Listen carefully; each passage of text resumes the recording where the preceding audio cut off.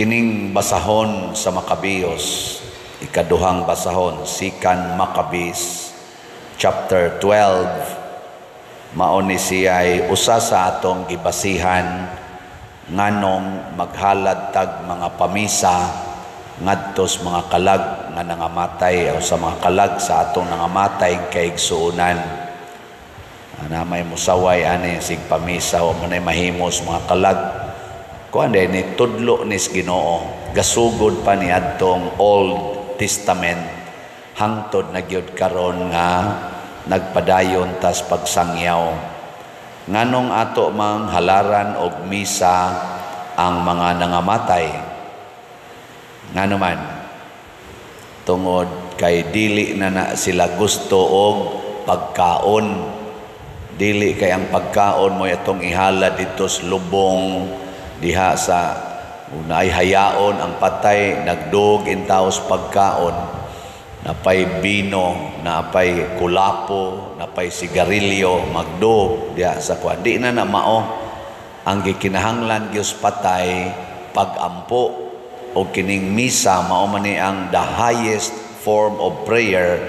Gusto kaayo ni sa mga kalag nga atong ihalad alang kanila. Ingna imong tupad, lingi imong tupad. Ingna ako'y angkon og duha ka misa para nimo. Ingna. Na. basta mo panaw na ka angkon kog duha ka misa. Bitaw. Nya mo ingon sa na imong tupad, ako lang say angkon sa imo. Ang mga buhi, kitang mga buhi pa sa lawas, kita'y makahalad og misa. Pero katong mga kalag, magampo sa to sila, dili para sa ilang kaugalingon. Mo ni nakaapan kay ang kalag, og tuan na sila dito, bakalag na sila, di na sila makaampo. Di na sila kaampo. Kung maadto sila langit, magsigi na lang sila daig sa Ginoo. Pero di na sila moampo para sa ilang kaugalingon. Pero ang tuwa dito, makaampo para nato. No? Nindot sa nanganong di man sila makaampo para sa ilang kaugalingon, wa naman sila'y chance to change. Wa na. Mohunong na gaining atong ginhawa, no more chance. Muna karon samtang buhi pata, sige ginang chances, endless chances. Muna ingos Kristo, forgive 77 times or 70 times 7. Why hunong ang pagpasaylos Ginoo basta buhi pata. Munang samtang may kinabuhi, may pag-asa o may paglaom. Lain na sang lingi sa imong tupad. Ingna may paglaom pa ka. Ingna may paglaom pa ka. Bisag unsa ka kamanuyupay, bisag unsa ka kabakasasala, bisag unsa ka kasalbahis, bisag unsa pa ka kairihis karon, naa pa kay paglaom nga mobalik sa Ginoo anytime. Muna kita sang mga naanas Ginoo, kitang nagsimba, kitang niilas Ginoo, tabangan nato ang mga tao nga murag wa na bitaw kahuna-huna nga naa sila'y kalag. Wa kahuna-huna nga naa sila'y kalag.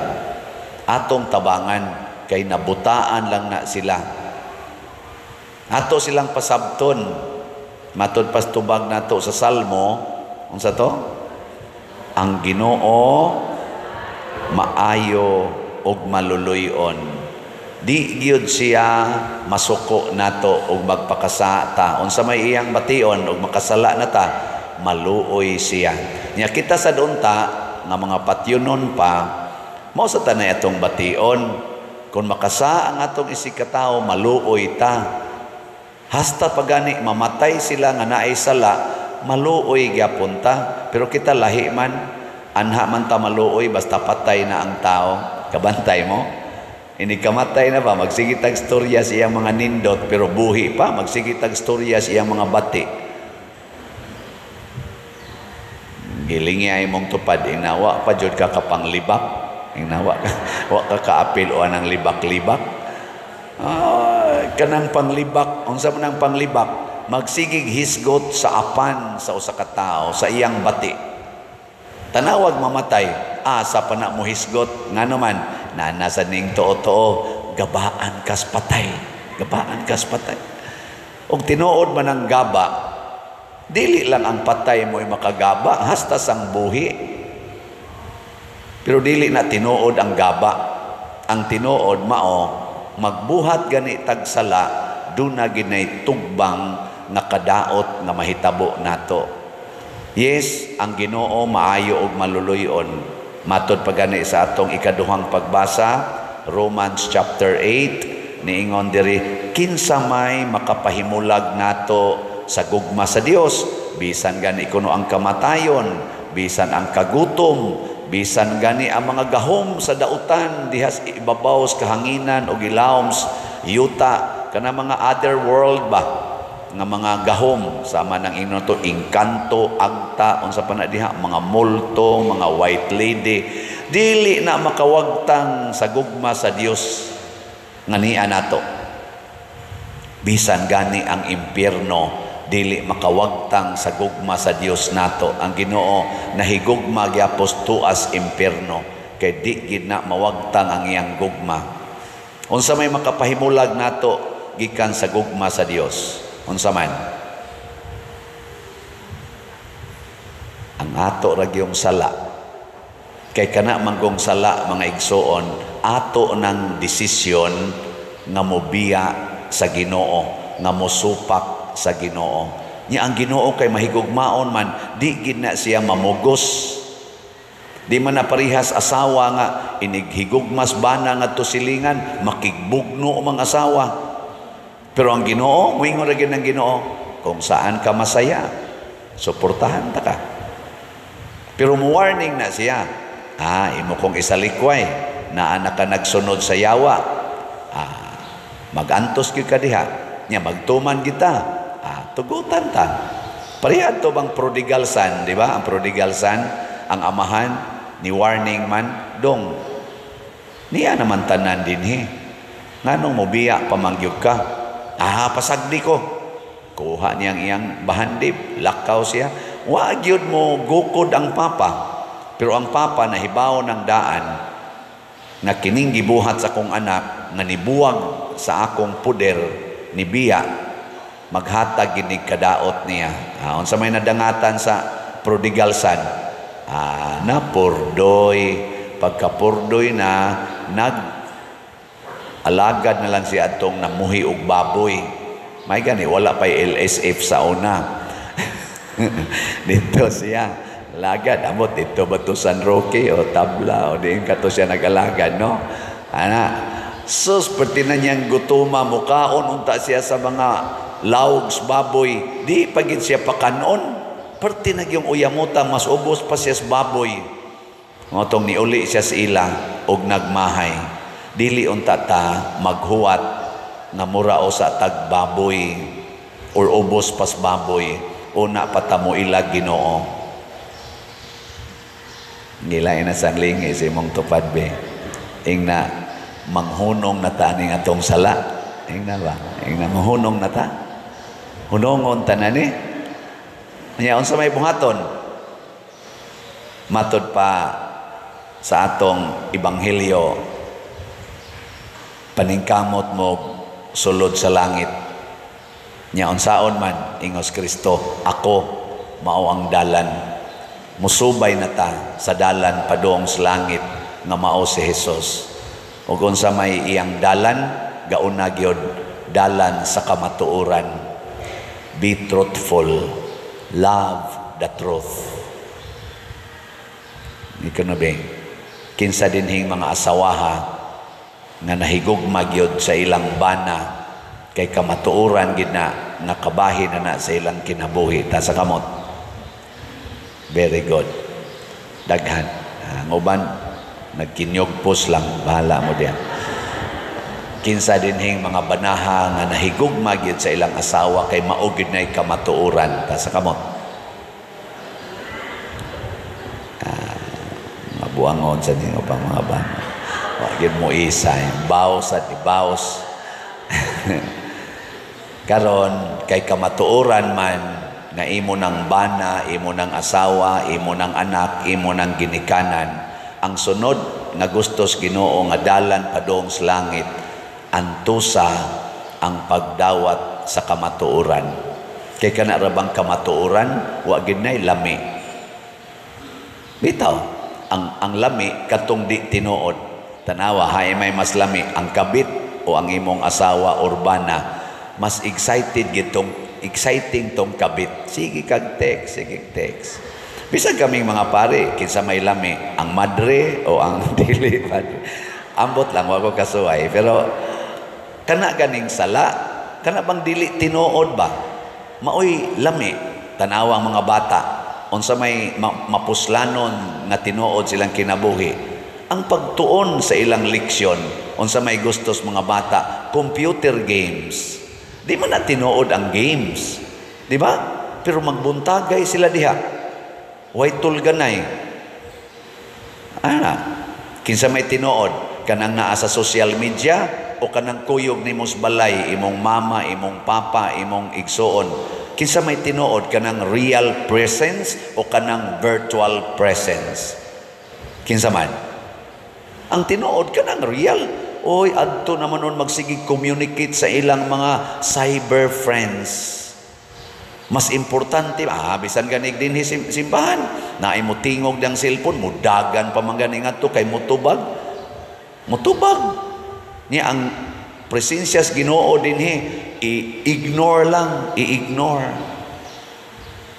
Mas importante ang naa diha nga di tinuod di gina tinuod kanang magsigig ingon nimo diha love you nya mo pa nya kiss mo anang naang screen o man ko kasuway ana mao mo ko nay uso ana ba oy di na tinuod di gina tinuod ay gyud tuo ana og na may tinuod ana mutlang pila ra ka buok usahay kadang imong uyab-uyab kunuhay nga naa sa cyber nya mingon dayon nga ikaw ra gyud wa ka kasiguro inighuman yog muamwa tu ade na gigakos-gakos didto tu padra niya og higda kanang imong bana nga magsigig tawag nimo kay imo jung giingnan ikaw to na ra ba ka sa abroad tawag gid ha aning orasa amo tawag gid na siya pero tuan nagibutang nas kwarto ang katong iyang atuonon. So ito o diha. Kaya wa man na siya des imong atubangan. Mabitan nang moingon ko sa mga batanon, manguyab mo diha sa internet. Manguyab mo hasta kani mga byuda, mangita dayong uyab des internet, hasta na mga dalag dalagga kana bang mga nilapas nas edad ba? Ana, mangitag kauyab diha sa internet. Gibuang ninyo inyong kaugalingon. Nga naman, diha sa internet, diha sa virtual relationship, pinakataas ni mong mahibawan sa tao, 30% ragyod. The 70% is always hidden. Kanus man na mahimong tinuod, atubanga siya. Istoryaha siya, kanang buhi gid siya. Maubitaning ato mga scammers, may kay mo istorya diha sa cyber, nya dili day tinuod. Munang dinhi sa atong sige jud kog ingon ninyo sunda gid ning atong kaning official information.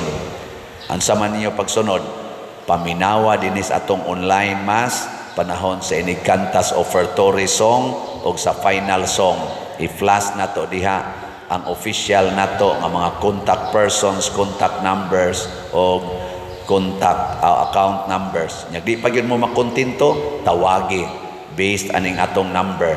Ano bang as much as possible make it real truth. Ana digilingay mong tupad ing na tinuod ka ing na ba ing na tinuod ka are you a truth kay narabay uban igtan-aw na to babay nyag siguruhon na to laki di ay mga gwapa pa kaayo. Ano magduda lami ni kakita porting siksiha eksaylo na mo la gwapaha gud ato ingon day kong Edgar o size Danny kana aton driver ba la gwapaha to siya mura man tog dili babae pader ako nga naman siya dagko magbagtak dagko magpulso Nya naasay tanos kay tanan, inga din. Oh, katoy dindot kay ito. Sakto gagmay naman sa bagtak, gagmay sa gayog ni ani. Ingin siya mura magpinugos iyang lakang. Mura maghinimo kayo. Di man pras babae nga natural ra man gina nila nga mukiay kato siya murag hinimo gyud kayo sa basig model to. Magduda na ta. Di ba? Di na tinuod. Bisag ka ng inyong mga naong, tinuod jud ka ng inyong naong. Kanang inyong kilay, tinuod pa ka na. Kanang inyong mga buhok, ana, tinuod pa na. Mao na ingos Kristo, gusto gani mong malangit, subaya ang dalan sa kamatuoran. Unya, antusa ang pagdawat sa kamatuoran. Antusa. Muna yung siya, take up your cross and follow me. Nya, kung ato na nang buhaton, adto na tas langit nagiandam sa Ginoo. In short, dili na kita mga matay, mga igsoon. Dinhis kalibutan, buhi ta. Nyag magsunod tas Ginoo, inigabot sa nato sa sunod nga kalibutan, giandama na tagbalay ni Kristo, the best dwelling place that nothing compares. Nindot kayo. Gilas na lang ringi. Ing na-excited na kang mamatay. Na-excited na. Kay tuan na'y nagpaabot. Tuan na'y nagpaabot. Nga matod pang Kristo, bisan asa ko, kuyog na ta. Excited na kay taana. Naman ganin ang imbitar na ko, Father, ari nga rig balik sa Amerika. Nako nga naman, na ami publishing ang balay na nagsit-sit na may schedule. Ayan, sige, next year, June. Kung buhi pa ko, sige, by June, anak kog Amerika. Hala, ka-excited. Ako ra gani mo adto, excited magani. Naku, basta inyo kong plitihan. Siya, plitihan ka na mo pa din. Excited sa ko, ha? Ako'y pliti. Tinuod bang nindot dito? Na nag-away magay na ron sila. Kay bati na kuno kayo ilang nasod. Bitaw, nag-away, paminawa ng ilang mga kumpanya, padoong maron sila mag-eleksyon na nag-away, nagsigig reklamo, kani problema, daghang problema, wa ni mo atiman na, kita sa dinig, gaaway sa kani problema, naay daghang problema dinhis kalibutan, pero dito sa langit, wala na'y problema, wala na'y kasakit, wa na dito'y mga buangon, labaw tanan, wa na dito'y batignaong. Ang tuwa dito, glorious face. Glorious face. Nindot kay mga naong. Ang tuwa dito. Way makaso dito batignaong. Ang batignaong, ilabay na nas impyerno. Dito. O kinsa may batignaong para sa Ginoo, ang mga makasasala. Ang sala, muguba sa atong pagka-image and likeness of God. Ang taong way sala, guwapo guwapa, kay na-intact ang iyang pagka-image and likeness of God. Hinauton ta ang mga kalag na atong gihandom, nagpabilin unta ang ilang pagka-imahin, larawan o kasamahan sa Ginoo.